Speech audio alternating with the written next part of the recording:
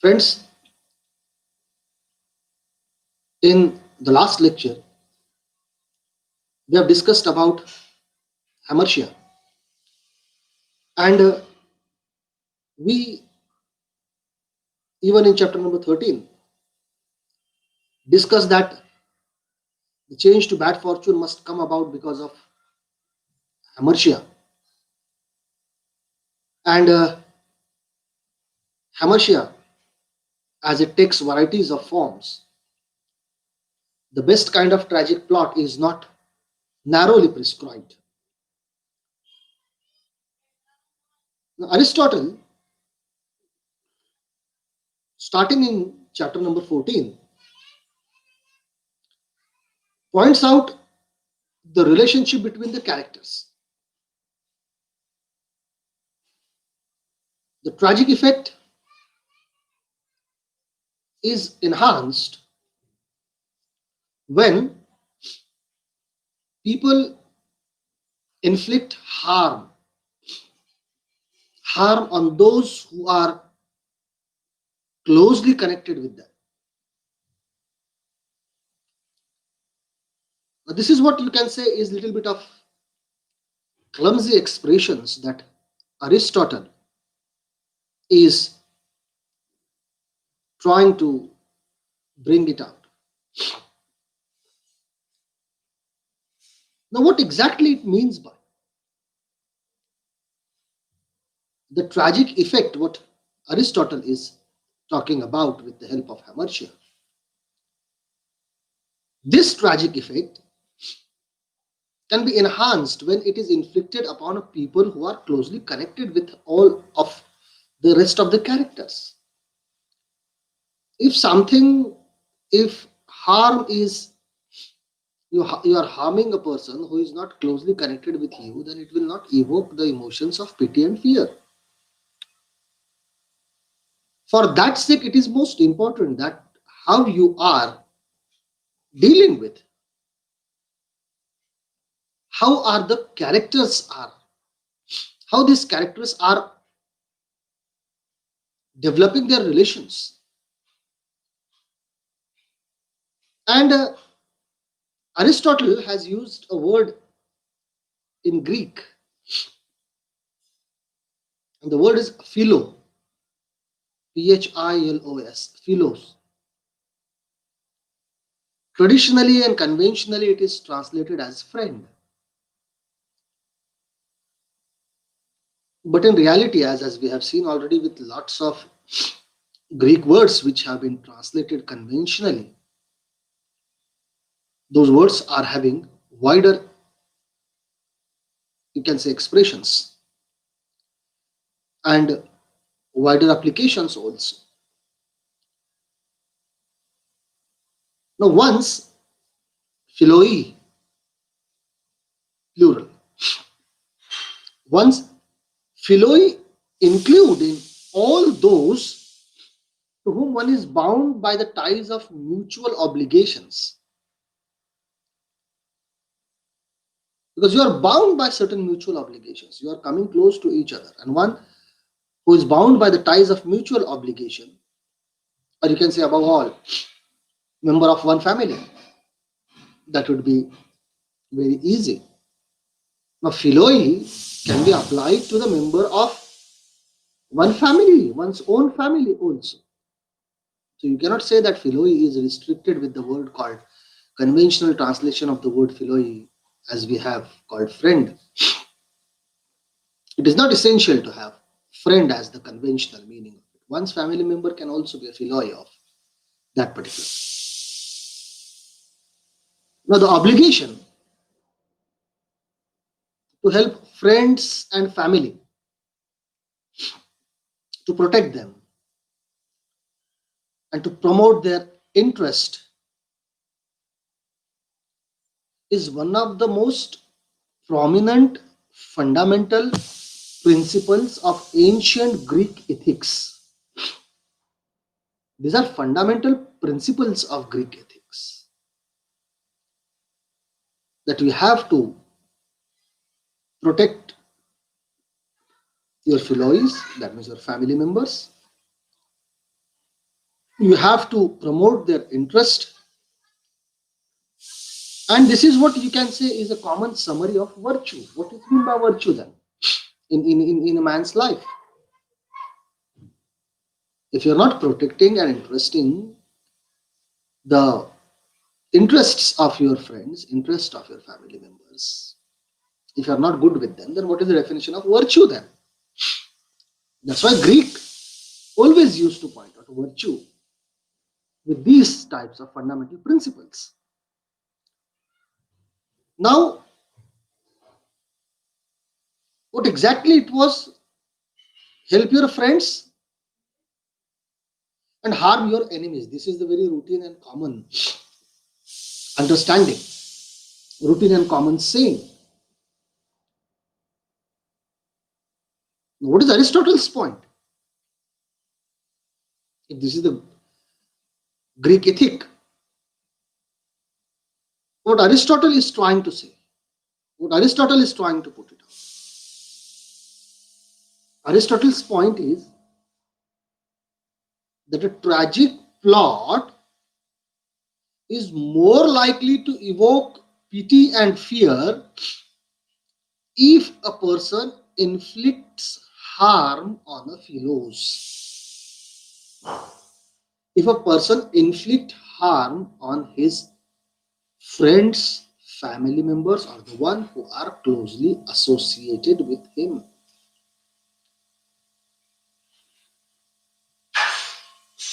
Please look at the tragedies that read, we have studied. If you look at those tragedies,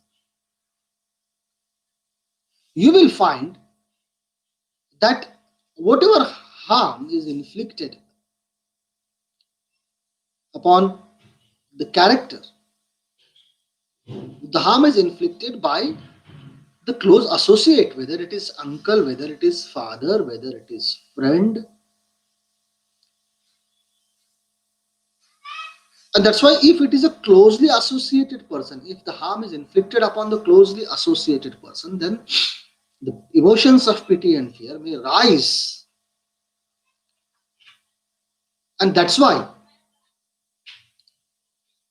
Aristotle's next step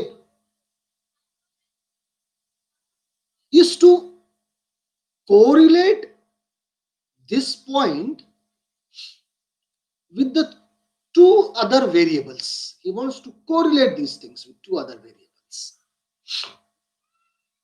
First, whether the agent, or you may, whosoever may do this type of harmful activity,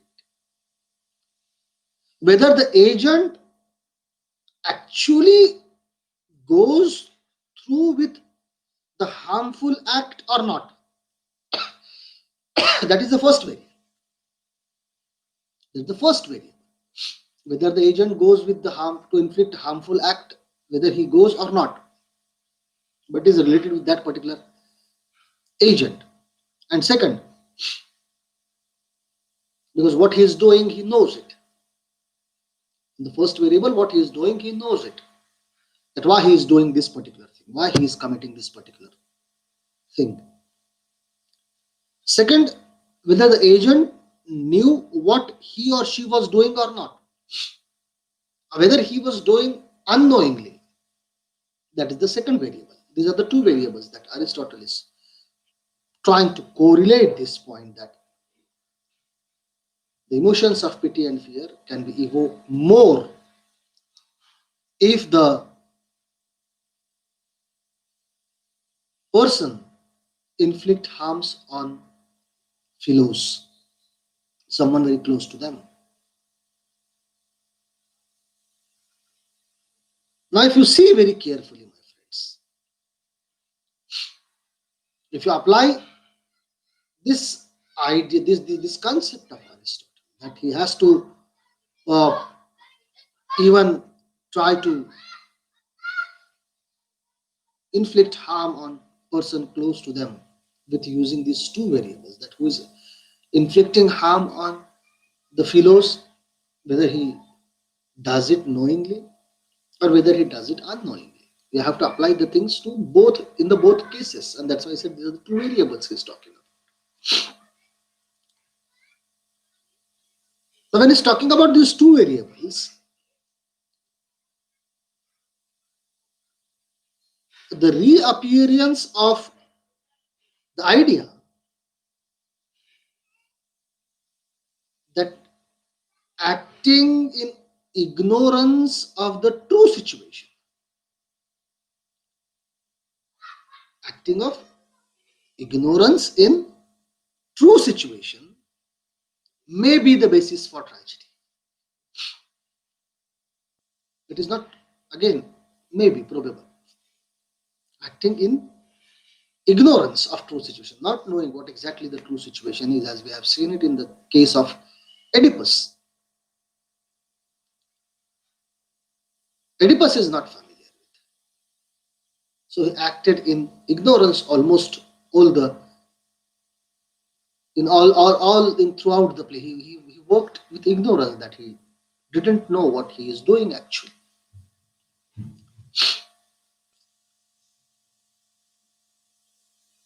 Now, if you see very carefully, that is what we have discussed in chapter number 11 also, when we talked about reversal and recognition, which involved this kind of misapprehension, that he acted with ignorance to knowledge, reversal and recognition. These two concepts we discussed in chapter number 11. And in chapter number 13, Aristotle pointed out about the action in ignorance is one possible form of error. It's a one kind of error that when you act in ignorance. That is what he talked in chapter number 13. We discussed it in last lecture. Now, furthermore, Aristotle argues here that plots based on ignorance are superior. Plots based on ignorance are superior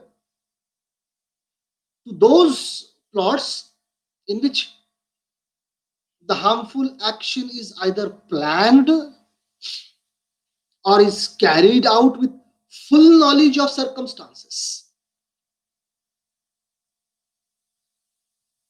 What the person is doing, what the agent is doing, whether he did all the things in ignorance, then that kind of tragedy, that kind of tragic plot is superior tragic as compared to the tragic plot where the action takes place, harmful action takes place, which is planned, or the agent is having full knowledge of the circumstances and he also knows that what would be the result of this particular activity, and still he is performing that. Naturally, that will not evoke pity and fear in the minds of audience will not feel it, because while you are watching it you come to know that yes, he did all those things because he knew it, he also knew the result of it. That's why we are familiar with what exactly he is doing with. For this, Aristotle uses the word called myros, M-I-A-R-O-S. Myros, that this type of thing that he described the sufferings. He uses the word myros as he did it in chapter number 13 to describe the sufferings of outstandingly virtuous person. He discussed that thing in chapter number 13. For this kind of action, the suffering because of ignorance, when someone knowingly plan or inflict injury on one of the people with whom he or she is more closely connected, we feel disgust. And our sense of revulsion interferes with the emotions of pity and fear. That what we discussed in detail in chapter number 13.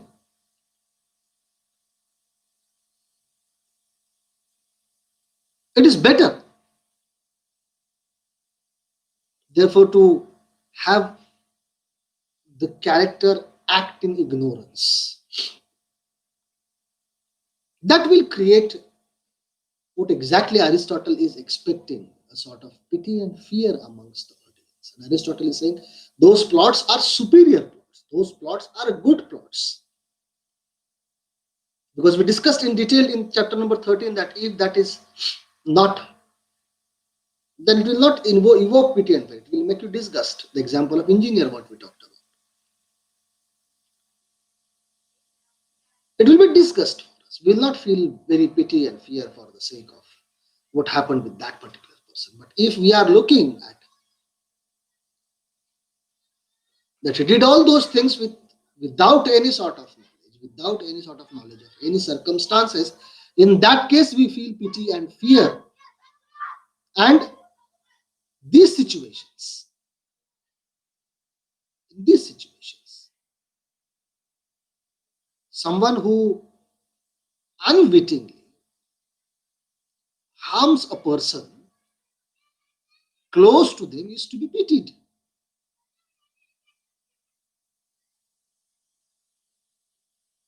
Othello's killing of Desdemona, his own wife. Macbeth's killing of his own king, who believes on him.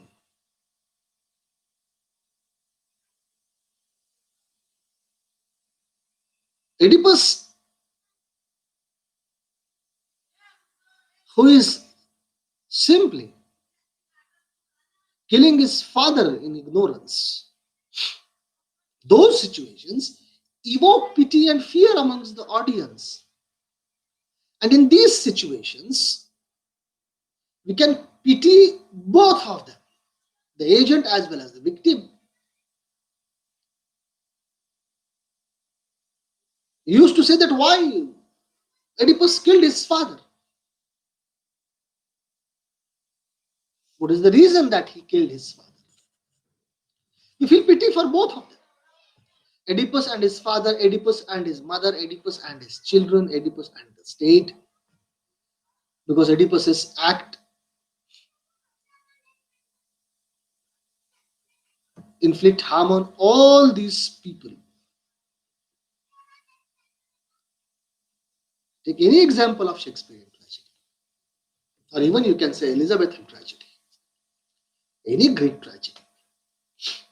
In all these things, we feel pity for agent as well as for the victim. Now, the next step in Aristotle's argument is something surprising. And he says it is best of all if the injury is planned in ignorance, but the plan is not carried out.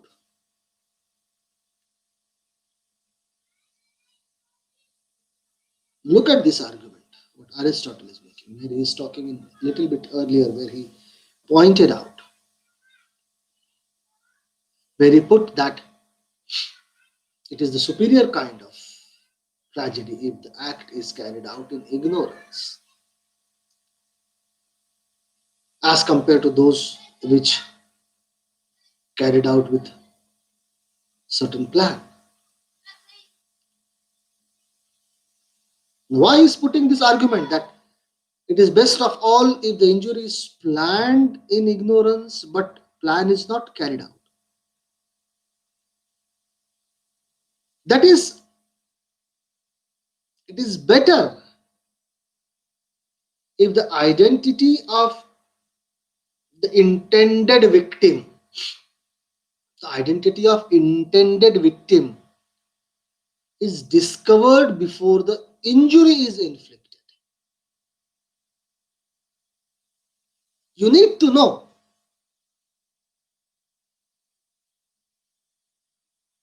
that on which this injury is going to take place.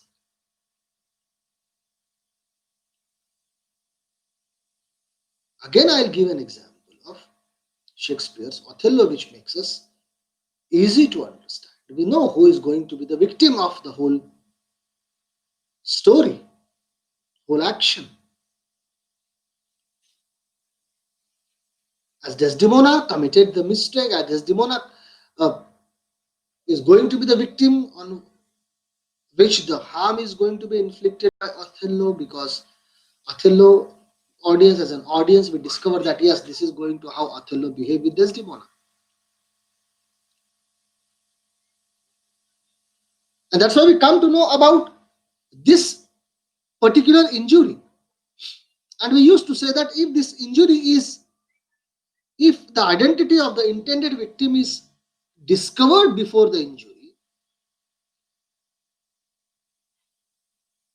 the disaster, the sort of disaster that is going to take place on that particular person is, or you can say it can be mourned, it can become sad for that.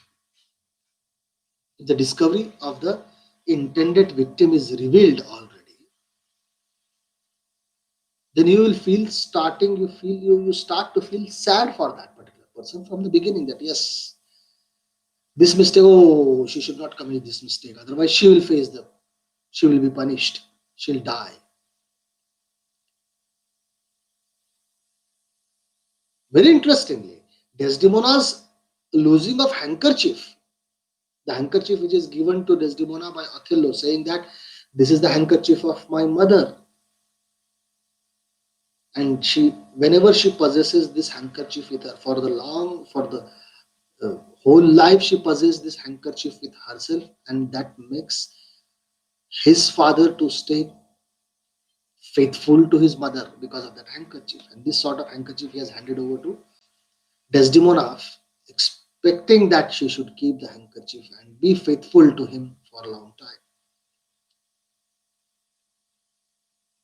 And she loses that handkerchief. And naturally, that makes us sad that, oh, she lost the handkerchief. Because we know that she is the intended victim. Once we come to know about the intended victim, then whatever activity this intended victim will do, that will reflect on our understanding of the situation. We will start to feel sad for that intended victim. That yes, this particular step will lead to once again disaster. Now, in chapter number 13, there is another concept that Aristotle has discussed. If you remember it a little bit, what he said, the change in fortune. Now, remember one thing.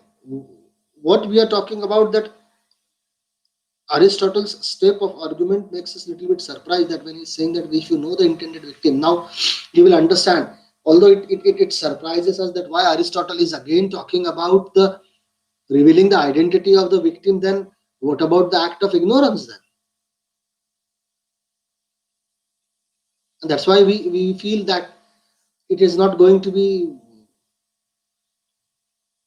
creating a sort of effect that is expected by the end of it. But if you see the reason for this given by Aristotle, clears the idea to has that. If you are familiar with intended victim, and then whatever thing is going on regarding to that intended victim, whether it is in ignorance, whether it is planned, whether it is known, then it will make you sad, and this sadness will result into evoking the emotions of pity and fear. Emotions of pity and fear will not come out with a spur of moment. It will not come out immediately. To have the emotions, to evoke those emotions and pity and fear, you have to ignite at certain level. You have to ignite a spark at certain level. To igniting the spark, if you don't know on whom this harm is going to affect, then how it will ignite this spark? And for that, for creating, for making you to evoke the emotions of pity and fear, you require to have a sort of saddened effect that has to be developed gradually in the plot. And once the saddened effect is grown up gradually in the plot, it will reach to the last step with an evoke of emotions of pity and fear. You started to feel pity and fear for that particular person because you know that it is going to be happen with this intended victim, and you are becoming sad for that. Why you are becoming sad for that? You can't do anything, you can't help it out. Diverting a little bit from this discussion, very interesting and famous theorist in drama, you can say a contemporary theorist of drama, Augusto Boal, rejects this idea of Aristotle. Augusto Boal rejects. Why is rejecting Augusto Boal's very famous book? If it is possible in future to read, if it is possible for you to read, if you are interested in reading all those things in future, Aristotle is rejecting all Aristotelian notions and developing his own idea of.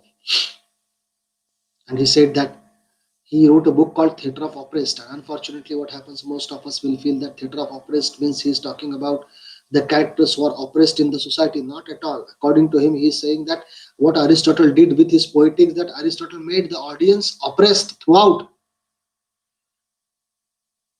There is no chance for the audience to choose.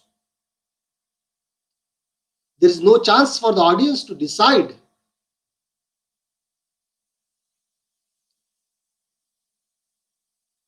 That yes, you know that if Desdemona loses her handkerchief, she will lose the faith of her husband. Also, you know it, but you can't say Desdemona, Desdemona, don't do it, because you are not allowed to speak. Audience is not allowed to speak. And today also you will find out audience is sitting in darkness. Audience is not allowed to enter into the story and convert it. That is what is the concept of new place, that you can interfere into it, you can enter into it and talk and decide and discuss that no, this has nothing to do with this, because if you do this, this is going to be a mistake. Now then the actor will change its move, and then look what would be the change of the whole plot. That is what an experiment done in the world of drama. If you know it basically, if you know this particular idea very carefully, then you can understand the rest of the experiments that have been done across the world.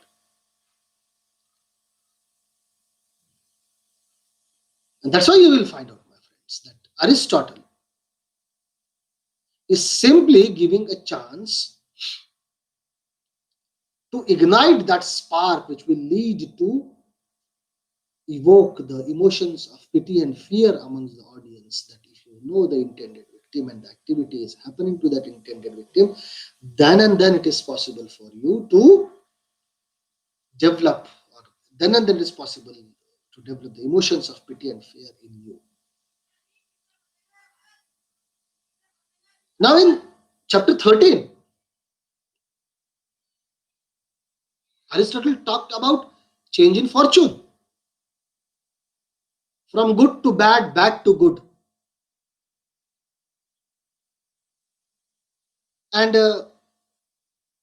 he even said that the best plot is one in which a moderately virtuous person moved from good fortune to bad fortune. It is a moderately. It is a good plot. That is what a best plot is. Not good. Aristotle calls it as a good plot. That if the moderately virtuous person, please understand, we are not saying virtuous, moderately virtuous person. We discussed that in chapter number 13, why it is not be complete virtuous. There should be moderate virtuous. Not completely wicked, not completely virtuous. He is moderately virtuous person. And if his fortune changes from good to bad, then that is called as a best kind of plot. Now the second best plot is the kind which has double line of development. Please understand this. There should be double line of development. That is also can be considered as best plot. That is the second category. What is this double line of development? Good characters ultimately enjoying good fortune. Okay. Good characters ultimately enjoying good fortune while bad characters ends up in misfortune. Good characters enjoying good fortune, bad character ends up in misfortune. Now a play of this kind dramatize a conflict between a good character and a bad character, because we know that in a drama, as we have discussed the whole idea of drama in the last semester, you know it very well that we require a sort of conflict in it. And if there is a conflict between good character and bad character, because good character is enjoying its good fortune, bad character ends up in misfortune. Now there is a conflict between these two characters. Naturally, this conflict will dramatize the whole idea.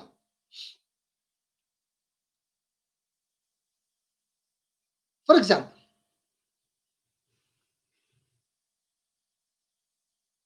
the good character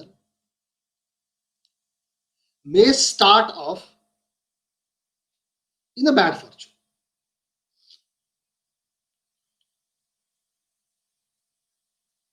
I'll give an example not from any sort of drama, but I'll give example from the very familiar story to us, the story of Cinderella, that all of us knows it very well.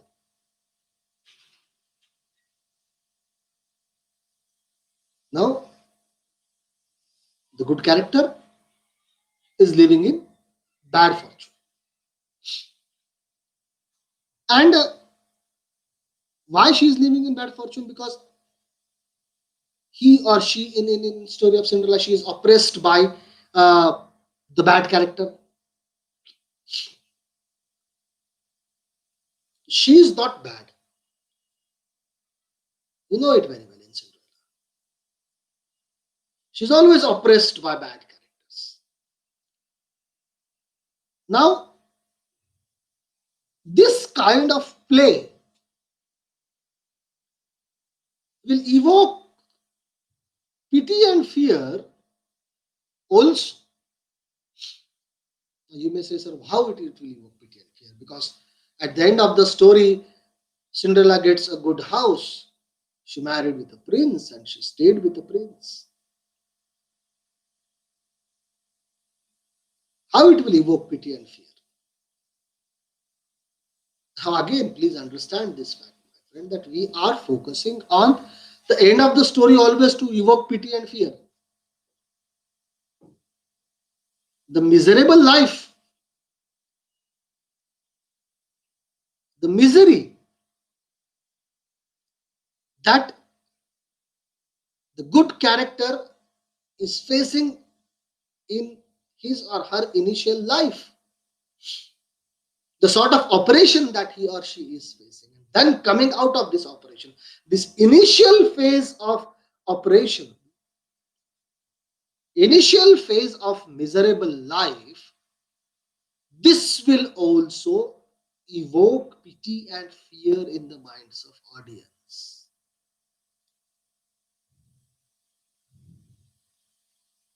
Although you may call it as comedy, because at the end, whatever the protagonist desire, the protagonist gets all the thing at the end of the play. So you will feel that yes, because he gets whatever he wants, in that case we start to feel that yes, okay, he gets whatever he wants, and that's why it is comedy. Yes, but when the comedy reaches to its ultimate aim, it will also evoke pity and fear, because at the initial misery of that good character can develop this sort of feeling in the minds of audience. This is one kind of action that takes place. Or one could imagine plots in which fear and pity are evoked by the apparent imminence of a fall into misery, which averted at the last moment. That's what I said. There are two things. Either the miserable situation in the first half of the story can evoke pity and fear in the minds of audience, or pity and fear can be evoked with the help of the last events that took place in that particular action.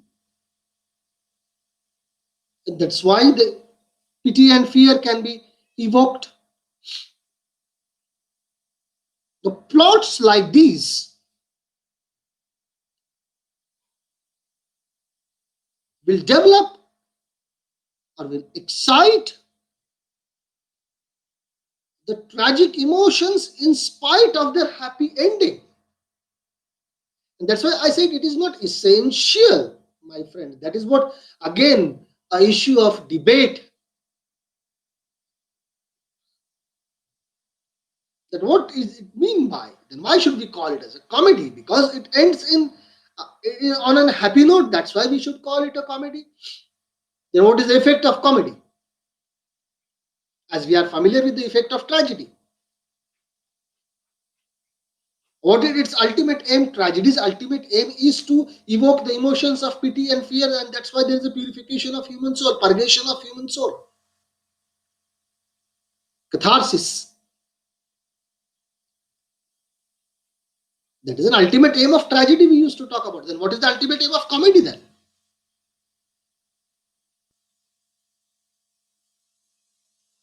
Does comedy not mean to purify the human soul? Nor any comedies will make you to understand certain things. We have a very, very beautiful example in the world of film and cinema of Charlie Chaplin.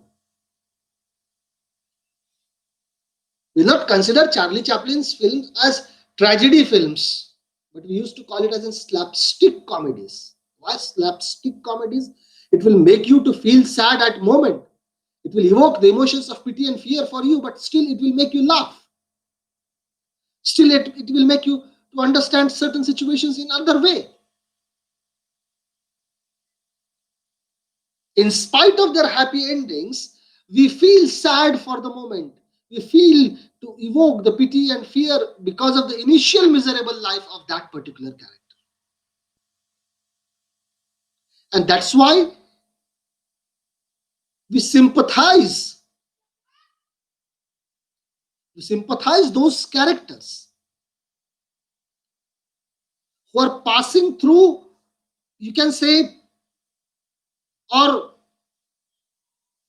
we can sympathize with them because they are passing through the misfortune, or they anticipate the misfortune because you anticipate the misfortune of that particular character as an audience. We anticipate the misfortune that yes, this is what going to happen with him. And this anticipation of misfortune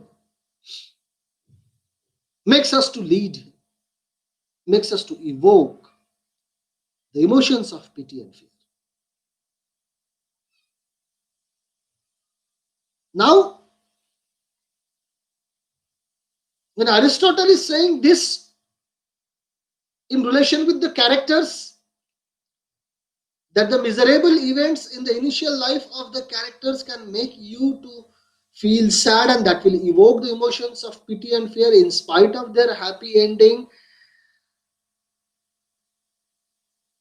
We sympathize with that particular character, but in analysis in chapter number 13, the best kind of tragic plot is that we should know that this happened with ignorance. And in chapter number 14, by contrast, the best kind is precisely the one which changes bad fortune, which change to bad fortune, which convert to bad fortune, which is imminent, which is important, which has to take place. But this does not occur.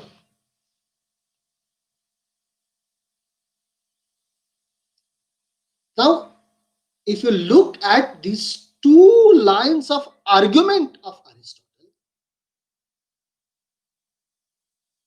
the best kind of tragic plot which happens the incidents because of the ignorance, and the second kind of tragic plot that he is talking about, precisely one in which the change to a bad fortune is imminent but it does not occur. This two lines of argument which Aristotle reach, we seem it to be indifferent, which seem to be different and apparently inconsistent, apparently reaching to an inconsistent conclusions. They are not reaching to the proper conclusions that we are expecting. It is reaching to some inconsistent conclusions.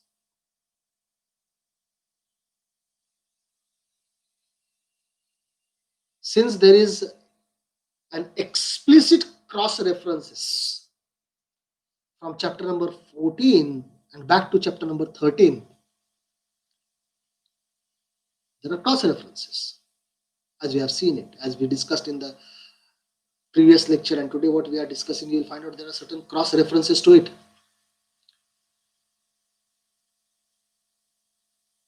There is a little doubt that what Aristotle means by. He means that the two chapters stand together despite it seems inconsistent. Now, this paradox is not at all satisfactorily explained by any editor, any critique of Aristotle, nor Aristotle himself.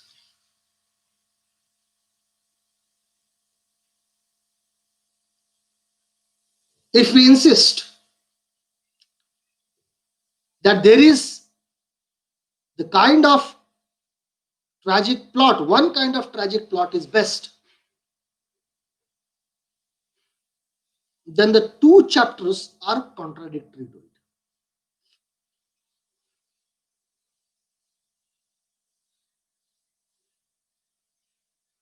But we have already seen that the concept of error that is discussed in chapter number 13 is designed open ended. And it is designed on the assumption that there may be varieties of excellent tragic plots.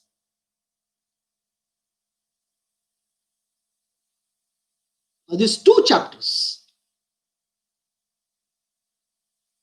could be allowed to reach to different conclusions without contradictions.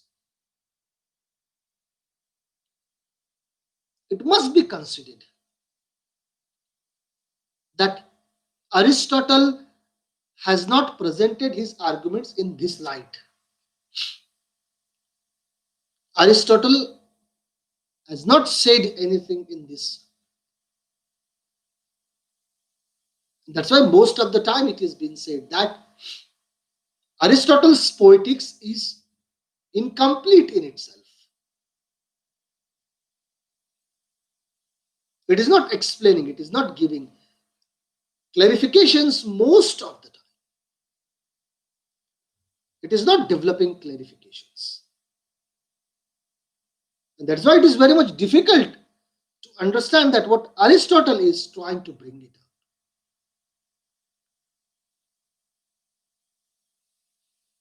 Now, if you see very carefully, my friends, in the introduction to chapter number 14,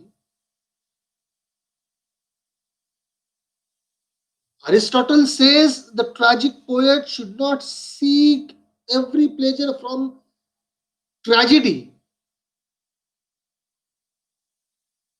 What he's saying, that the tragic poet should not seek every pleasure from tragedy, but the one that is the characteristic of it.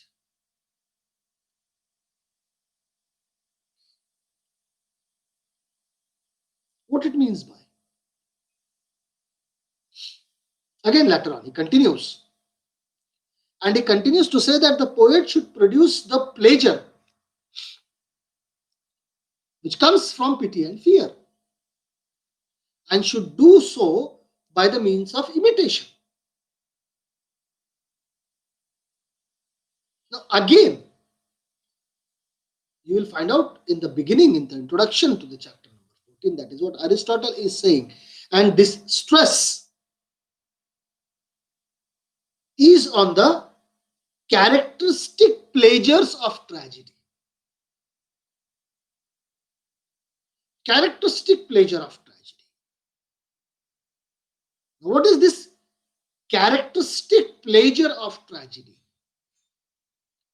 How this characteristic, the stress that he is leading on, the characteristic pleasure of tragedy, because he said that the characteristic pleasure of tragedy has two functions.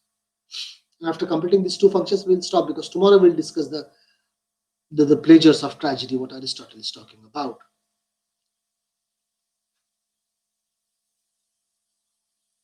What are those two functions, characteristic of characteristic pleasures of tragedy? First, it serves to distinguish what is appropriate to tragedy from what is appropriate to other forms of poetry. Please, and I'll repeat it tomorrow once again, all these things, before the beginning of pleasure of tragedy.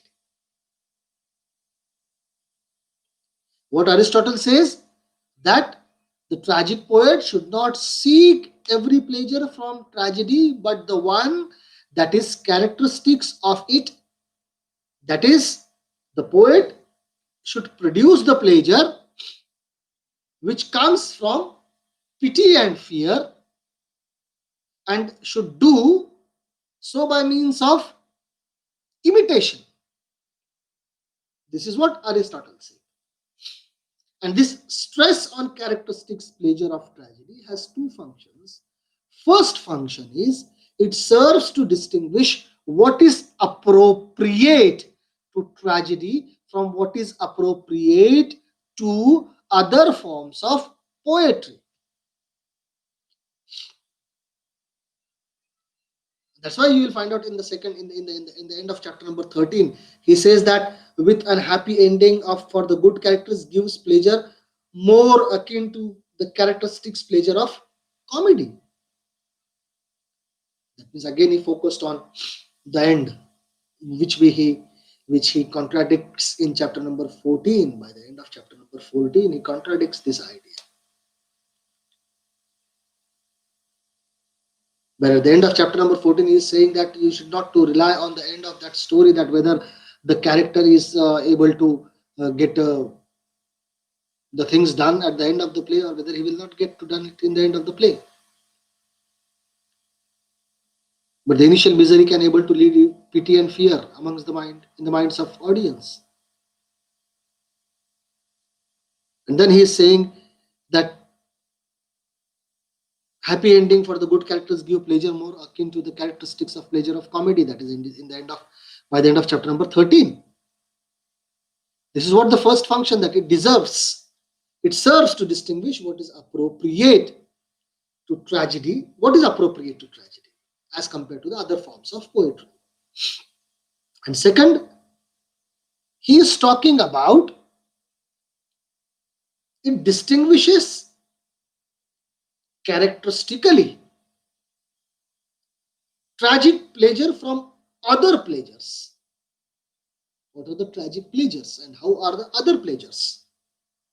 Which tragedy arouses? Tragedy is not only arousing pity and fear, it will arouse other pleasures also. And therefore, we should understand this fact. We should realize this fact. The point that we discussed earlier, that Aristotle's analysis of what tragedy offers to its audience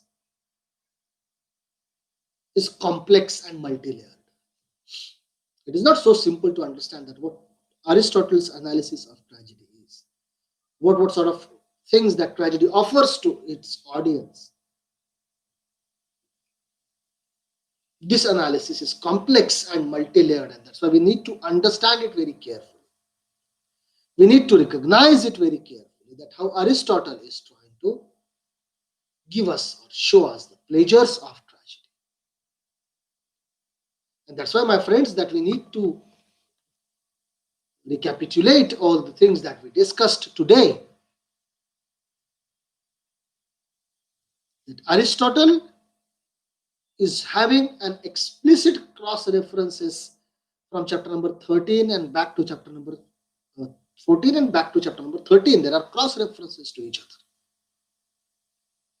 And that's why you will find out that if we insist that there is one kind of tragic plot that is best, then other chapter contradicts it and says that no, this can also be treated as good best tragic plot. And the idea of concept of error that he discussed is open-ended, and it depends on varieties of excellent tragic plot. And that's why you will find out, my friends, that Aristotle has not developed this line, or maybe he had developed it, but unfortunately that was not part of our understanding because the translation did not take place, maybe, or it is also possible that we lost that treasure, that what Aristotle argued and come to a particular conclusion about what kind of best tragic plot he's talking about. And that's why most of the things that we read in Aristotle's Poetics gives us an impression that this book is incomplete in itself. And that's why most of the editors, when they edit, and most of the analysts, whenever they analyze, or most of the editors or critics, they used to write a note on this particular text. They may have used it or they may have dropped it. And that's why we cannot say that one analysis of Poetics is proper and other analysis is not. That's why I said to you that when you read Aristotle's Poetics, whosoever editor you are choosing to read with it, you have to understand these basic points that we are discussing into it. I'm not. That's why I said I'm not talking about Aristotle's Poetics with one person's or one editor's analysis. We're talking it with the whole idea of Aristotle's Poetics, and that's why tomorrow we are going to discuss about what sort of pleasures of tragedy Aristotle is talking about, because those pleasures of tragedy decides the whole idea of analysis of tragedy. That is how we are going to discuss it in tomorrow's lecture. I hope that you